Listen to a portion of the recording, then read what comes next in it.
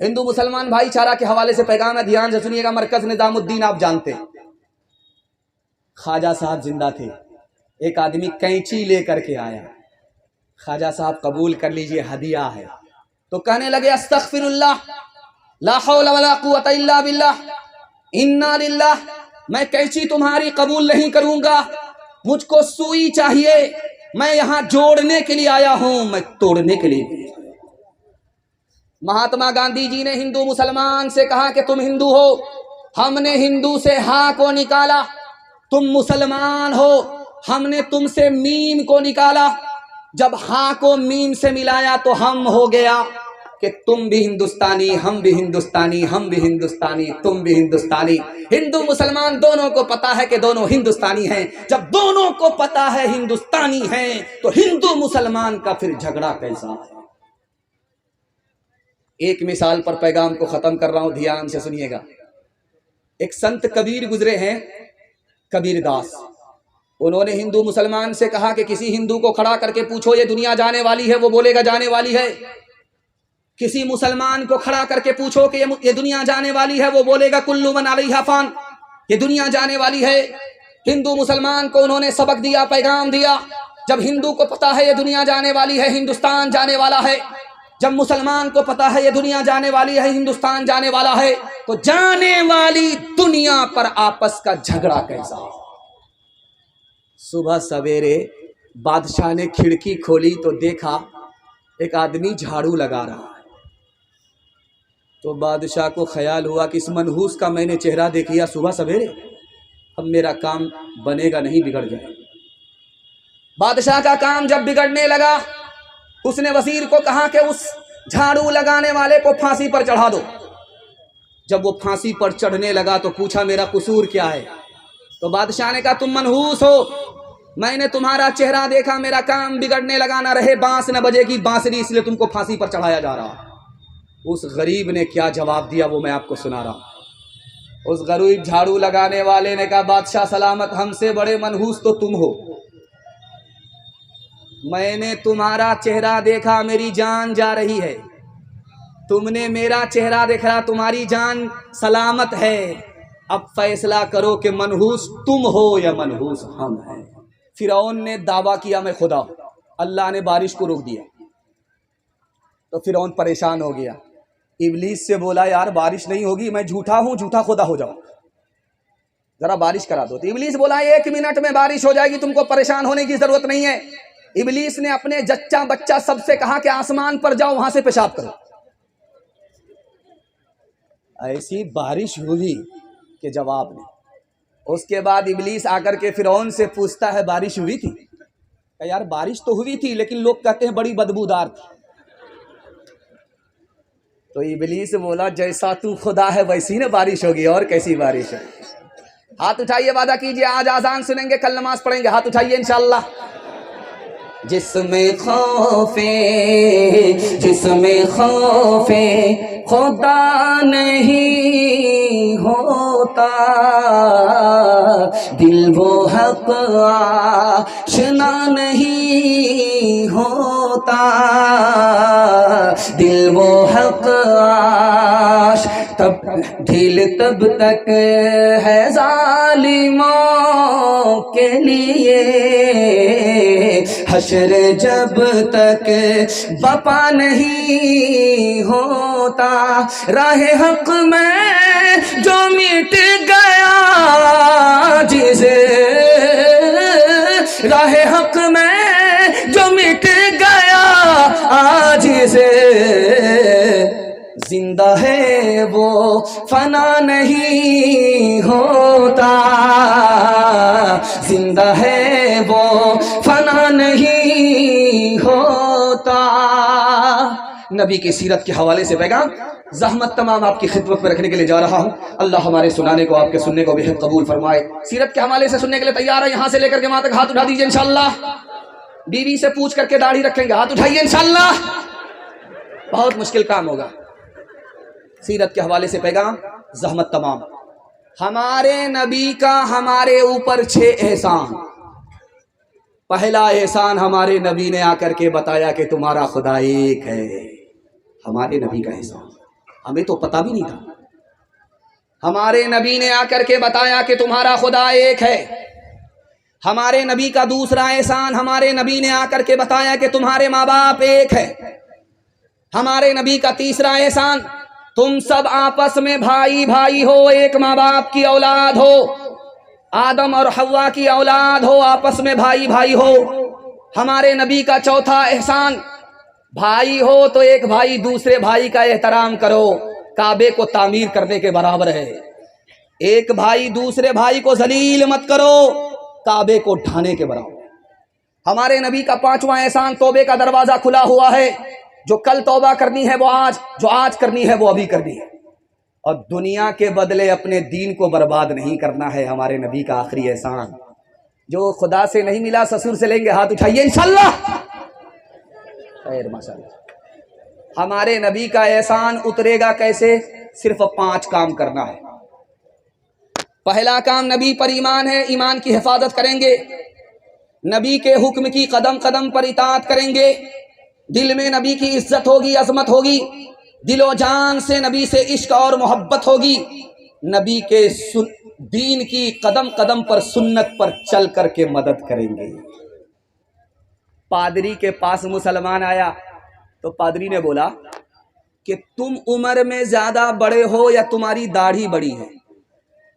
بولا آپ بھی عجیب پاگل آدمی، میں پہلے پیدا ہوا میری عمر بڑی ہے، میری داڑھی بعد میں پیدا ہوئی، میری داڑھی میری عمر سے چھوٹی ہے. کہ یار بات تو صحیح کہہ رہے ہو، لیکن 10 سال پہلے تم جب میرے پاس آئے تھے تو تمہاری داڑھی کالی تھی. 10 سال کے بعد جب تم میرے پاس آ رہے ہو تمہاری داڑھی سفید ہو گئی. 10 سال میں تمہاری داڑھی بدل گئی، لیکن تم بچپن سے 55 میں آ گئے، تم نہیں بدلے، نبی کی سنت پر کھڑے ہوئے نہیں. افسوس تو تمہارے اوپر ہے کہ داڑھی بدل گئی، تم نہیں بدلے. ایک مثال پر پیغام کو ختم کر رہا ہوں. یہ لائٹ دیکھ رہے ہیں، مائک دیکھ رہے ہیں، یہ جنریٹر سے سپلائی ہے. آج سے 150 سال پہلے پرانی بات ہے، ہزاروں سال پرانی بات ہے کہ جب اکبر بادشاہ سوتا تھا تو چراغ جلتا تھا، اور جب سو کر کے اٹھتا تھا تو اندھیرا ہوتا تھا. چراغ جل رہا تھا اور سو کر کے اٹھا تو اندھیرا ہوا. اپنا ہاتھ نکال کر کے دیکھا تو نظر نہیں آیا، گھبرانے لگا، کانپنے لگا. بربل کو بلا کر کے پوچھا، بربل میں نے اندھیرے کو دیکھا، مجھے قبر کا اندھیرا یاد آ گیا، اس لیے میں کانپ رہا ہوں. بربل کتنا بڑا عاشق رسول تھا، اس نے کہا گھبرانے کی آپ کو ضرورت نہیں ہے. جب نبی زمین کے اوپر تھے تو اجالا اوپر تھا، جب نبی زمین کے نیچے چلے گئے، قبر میں چلے گئے تو اجالا نیچے چلا گیا. مسلمان کی قبر میں اندھیرا ہوتا ہی نہیں ہے. ہاتھ اٹھائیے، وعدہ کیجئے نبی کی سنت کو ڈھونڈ ڈھونڈ کر کے زندگی میں زندہ کریں گے انشاءاللہ. بیٹا کی شادی فری میں نہیں ہوگی، ہاتھ اٹھا دیجئے انشاءاللہ. اس غیروں کے جیسی ہے صورت تمہاری، تم ہو مسلمان نریا کے ناری، تم ہو مسلمان نریا کے ناری.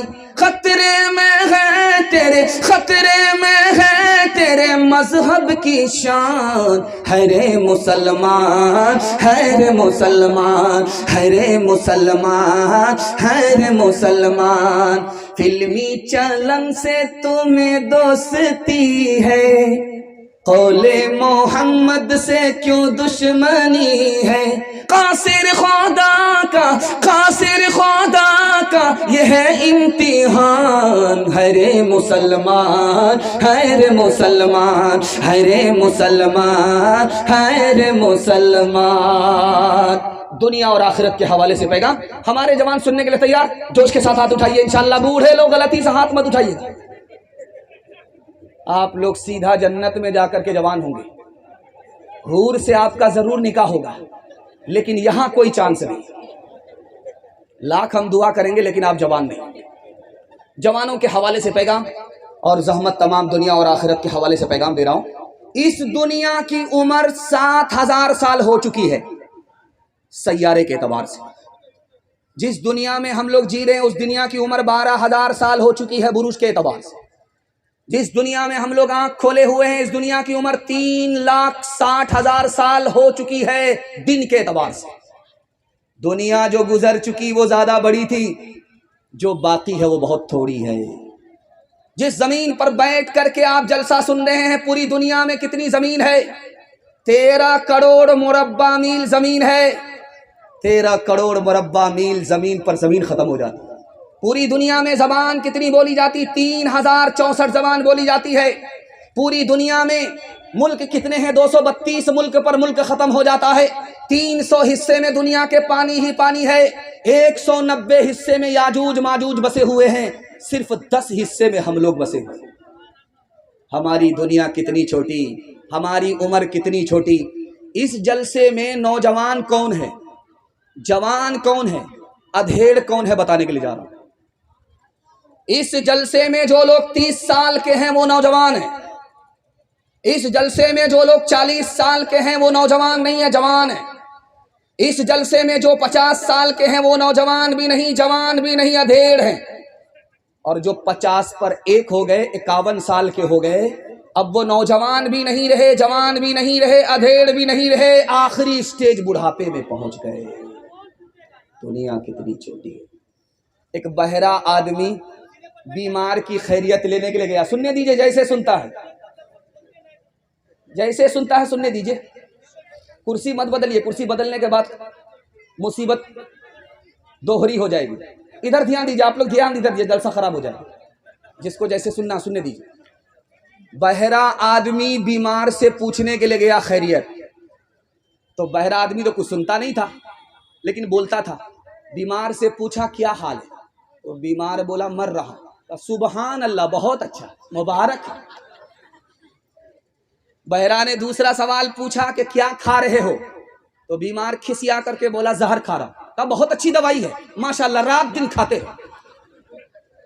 تیسرا سوال بہرا پوچھا کہ تمہارا کس ڈاکٹر سے علاج چل رہا ہے؟ بولا ملک الموت سے. بہت بڑھیا ڈاکٹر ہے، پورا علاج کر کے ہی چھوڑے. غنیمت صحت ہے علالت سے پہلے، فراغت مشاغل کی کثرت سے پہلے، جوانی بوڑھاپے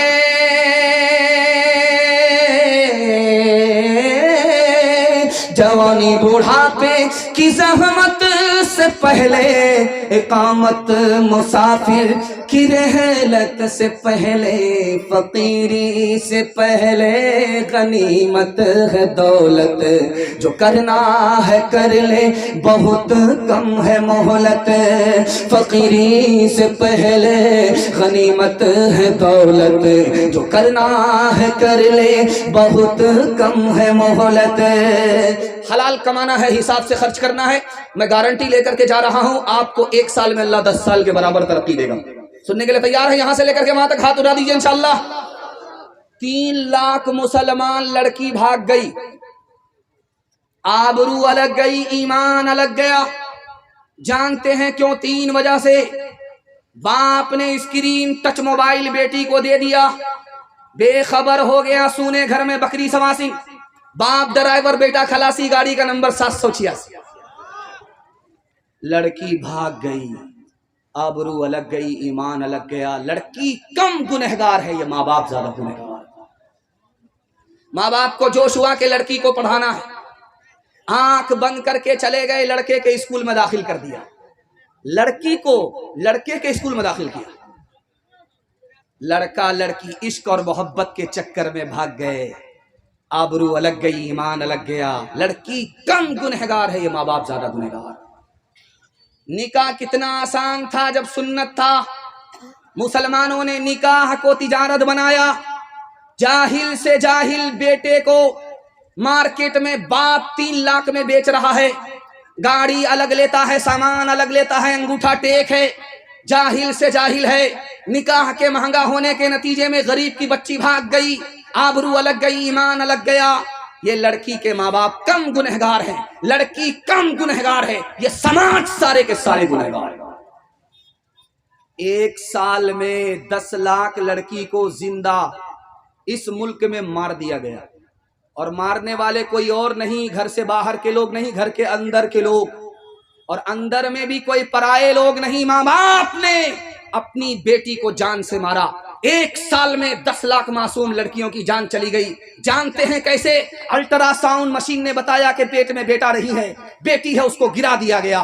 ماں باپ نے معصوم کی جان لی۔ ماں باپ کم گنہگار ہیں، سماج نے نکاح کو مہنگا کیا، لڑکی بوجھ ہو گئی، سر کا بوجھ سر سے ہٹانے کے لیے ماں باپ نے بیٹی کو گرا دیا، جان سے مارا۔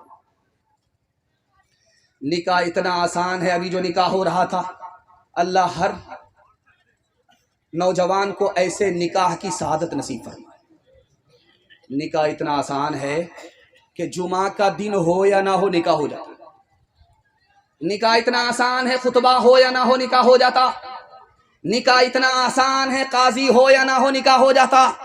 2 آدمی کی موجودگی میں لڑکی نے لڑکے کو قبول کر لیا، لڑکے نے لڑکی کو قبول کیا، میاں بیوی راضی تو کیا کرے گا قاضی، نکاح ہو جاتا۔ ہاتھ اٹھائیے، وعدہ کیجئے نکاح کریں گے فری میں انشاءاللہ۔ فری میں ملا تو چھوڑیں گے نہیں، ہاتھ اٹھائیے انشاءاللہ۔ حال نہ پوچھیں درد نہ بانٹیں اس جنگل کے لوگ، اپنا اپنا سکھ ہے سب کا، اپنا اپنا سو، کوئی نہیں جو ہاتھ بڑھا کر،